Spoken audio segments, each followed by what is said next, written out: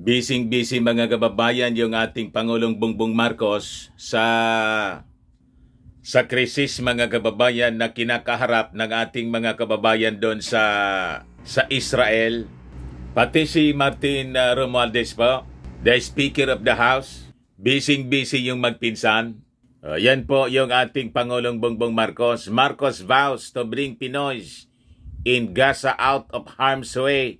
Ito pa yung mga balita ngayon. For your safety, Philippine government orders Filipinos to leave Gaza.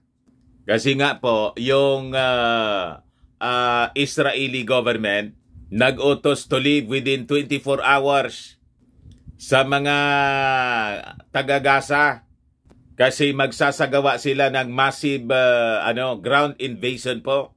Ito yung kanyang pinsan na si Martin Romualdez, the Speaker of the House.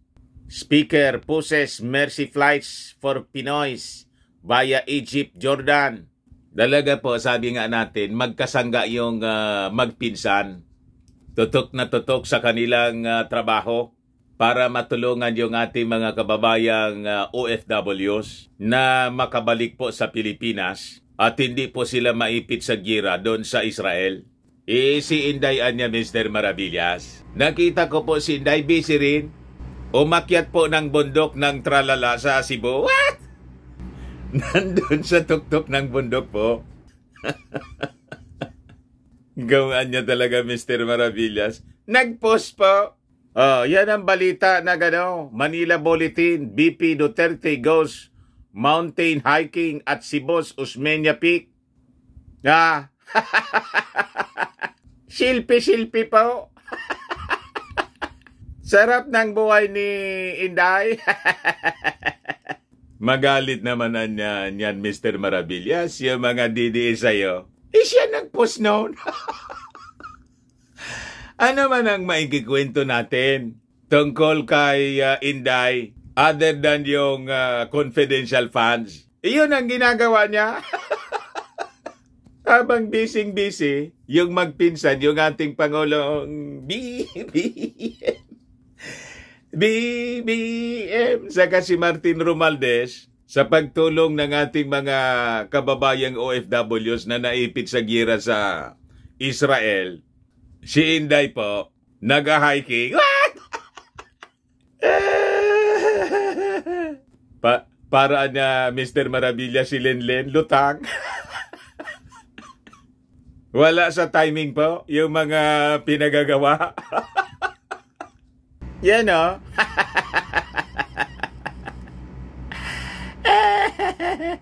But anyway, mga kababayan, before kong ibigay sa inyo yung full story, click subscribe mo na dito sa ating YouTube channel and hit the notification bell para lagi po kayong updated na mga kaganapan dito sa ating bansa. Like and share na rin po ninyo ng ating video.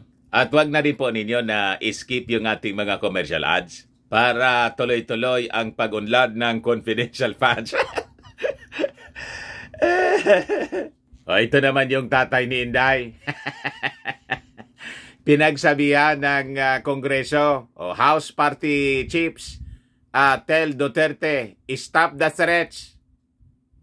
Tigilan mo niya yung pananakot mo. Sabi ng iba-ibang mga partido sa Congress, inaway kasi po ni Maudigs yung mga congressmen at tinumbok si House Speaker Martin Romualdez dahil po sa issue ng confidential funds ng kanyang anak na tinanggal po ng Kongreso. Nagwala si Maudigs po. So yun ang utos ngayon ng ating Pangulong Bongbong Marcos na ilikas yung ating mga kababayan doon sa Israel. So, Marcos Jr. issued a statement after the Department of Foreign Affairs raised the crisis level in Gaza City to alert level 4, which means evacuation is mandatory for Filipinos there. Under this heightened alert, we strongly urge repatriation from Gaza for the safety of our citizens.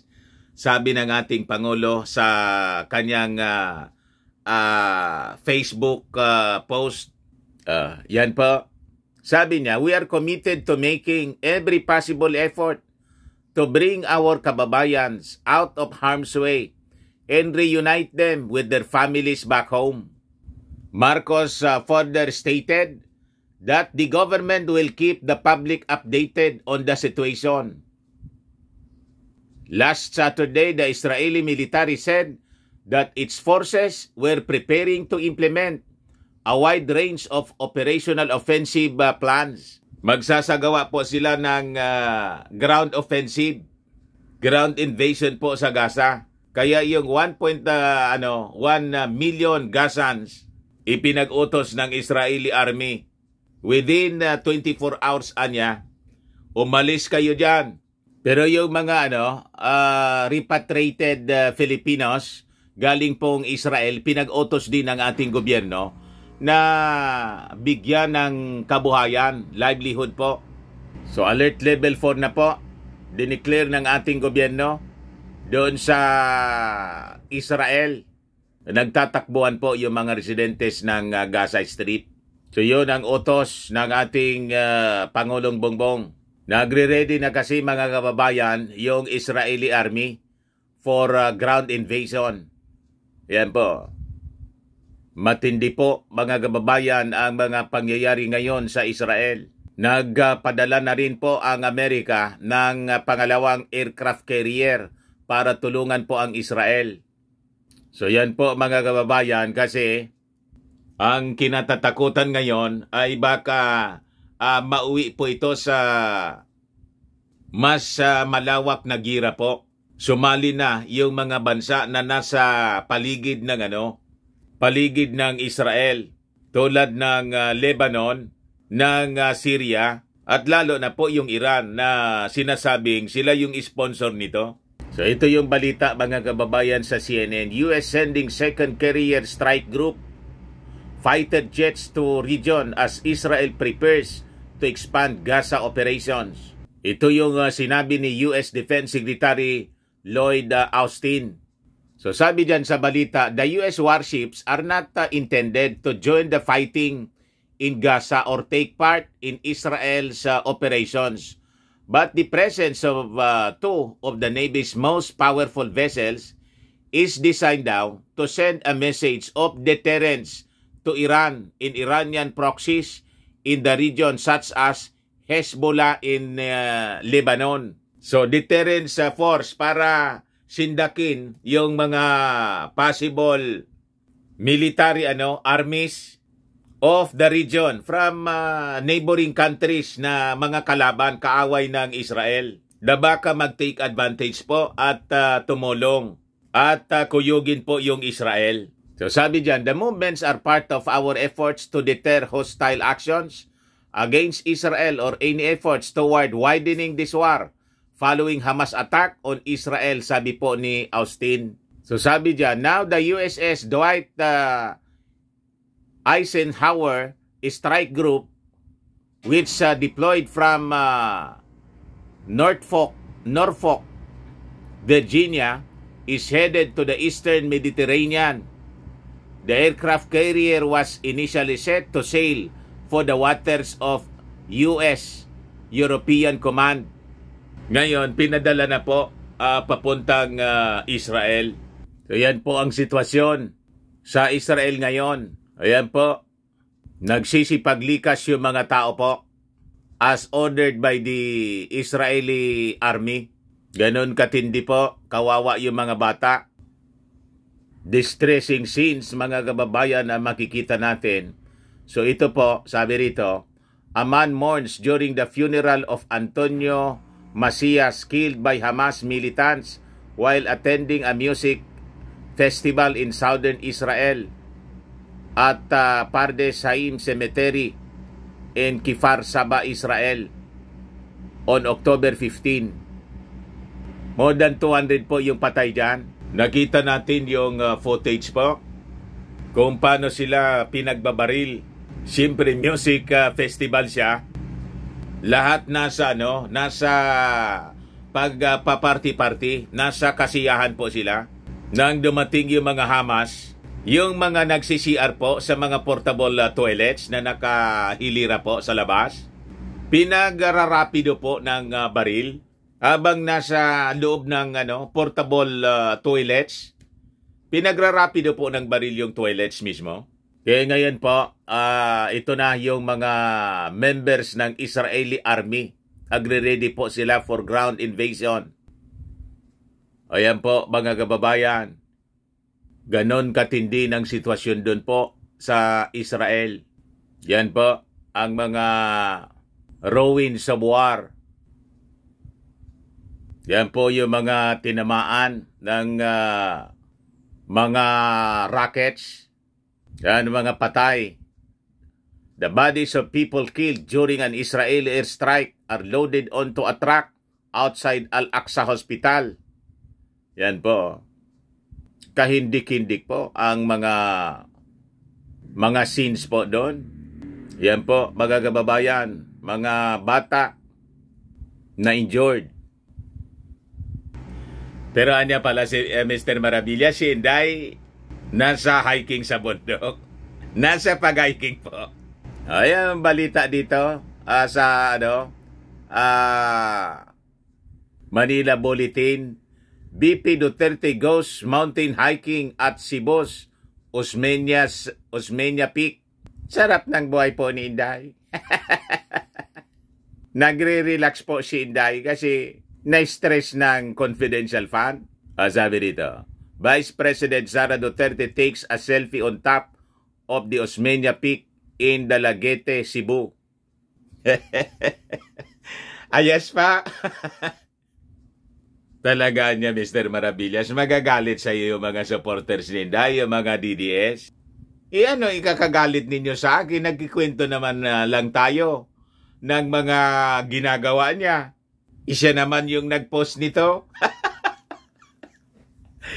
Di ba? Tuwang-tuwa siya, proud na proud siya habang nagpapa-picture-picture. Wala talaga niya, Mr. Maravillas, sa hulog yung mga pinagagawa niya. Ang sabi doon sa post ni Inday, pinopromote niya yung tourism. Yun ang pampalaan niya, Mr. Maravillas. Yun po ang sabi ni Inday. Yan ang sabi rito sa balita. Vice President Sara Duterte conquered the Osmeña Peak, the highest mountain in Cebu, as she spent a day to highlight one of the tourist attractions of the province. Pinopromote niya yung tourism abang yung mga kababayan natin doon sa sa Israel po naiipit sa gira at busy yung magpinsan yung Pangulong Bongbong at saka ni Martin Romualdez sa pagsaklolo. Yung Vice President na sana siya yung nanay ng ating bansa, di ba? Ang tatay ng ating bansa si President Bongbong Marcos. Yung Vice President, yun di ba yung kino-consider natin na nanay? Kasi babae. Yung nanay po, nag-akyat ng bundok. Sabi diyan, Duterte shared about how she hiked to the top of the Osmeña Peak, which was named after former President Sergio Osmeña Sr. since he personally hiked the mountain when he visited Dalaguete. According to Duterte, she and her guides even saw an antorium, a farm and vegetable gardens during their hike. Ngunit ang tunay na gantimpala ay ang makita ang hindi mapapantayang tanawin sa tuktok. Tuwang-tuwa po yung Vice President. Ang mala Chocolate Hills anya na mga bundok sa paligid at ang kabuuan ng isla ng Cebu. Duterte also talked about how she bonded with her guide, Joy, with whom she joked about having a peak named for them, the Sarah Joy Peak, for those who want to hike 3 peaks in one day. Ayos na ayos po. Yan po si Inday.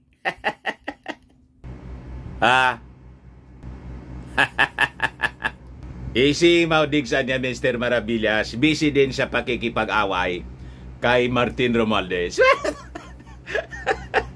Yan po, si Maudigs. Galit yung leadership ng Kongreso po. House Party Chiefs tell Duterte, stop the threats.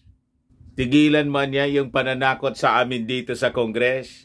Sabi dyan mga kababayan sa balita ng Inquirer, in a bold and unprecedented move, leaders of political parties in the House of Representatives on Saturday called out former President Rodrigo Duterte for maligning Congress and threatening to kill one of their own.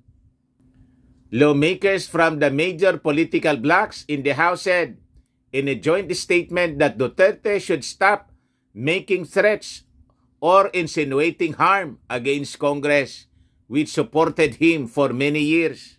Tinamo mga kababayan ng mga congressmen si Digong, for many years anya, tumulong kami sa iyo.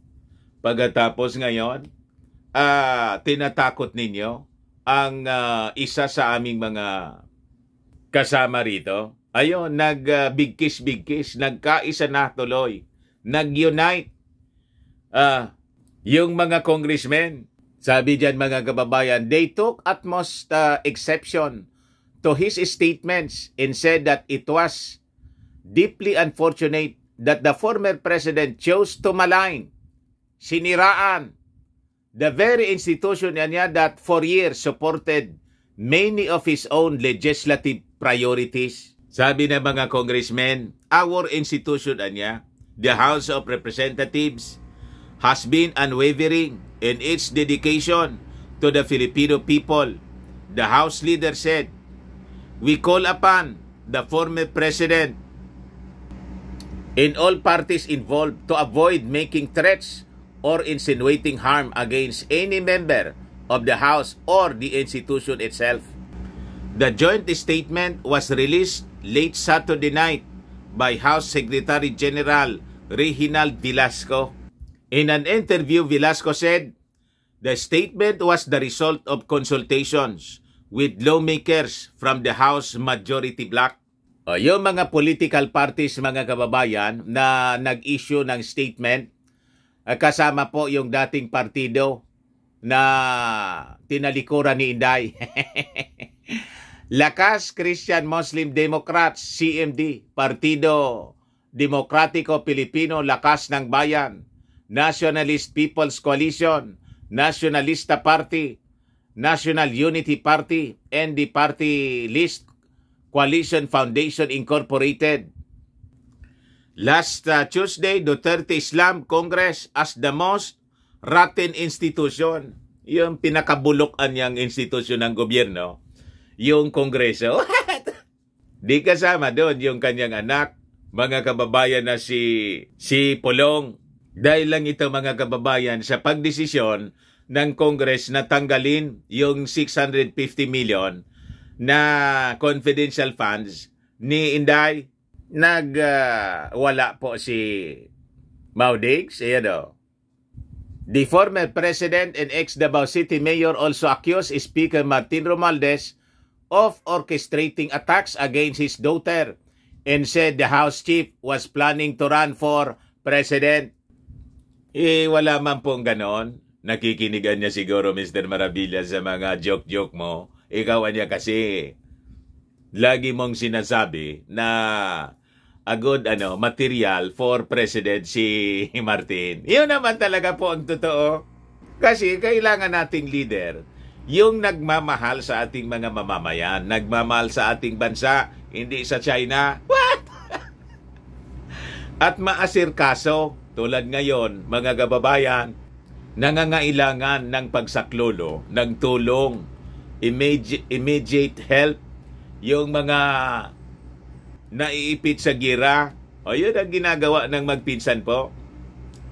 Pati ni Martin Romualdez. Kaya magpapadala sila ng Mercy Flights, yung Speaker of the House, para i-evacuate po yung ating mga kababayan. Itutok na tutok sa trabaho yung Speaker of the House. Wala man siyang sinasabi na tatakbo siya. Unang-una, napakalayo pa po yung 2028 presidential election. 5 years away pa, mga kababayan. Pero in-announce na hindi ni Martin, ni Digong. Nagpaplanoan niya kasi na tumakbo. Ano naman kung halimbawa tumakbo si Martin? Karapatan yan ng bawat kwalipikadong Pilipino na maglingkod. Basta kwalipikado po.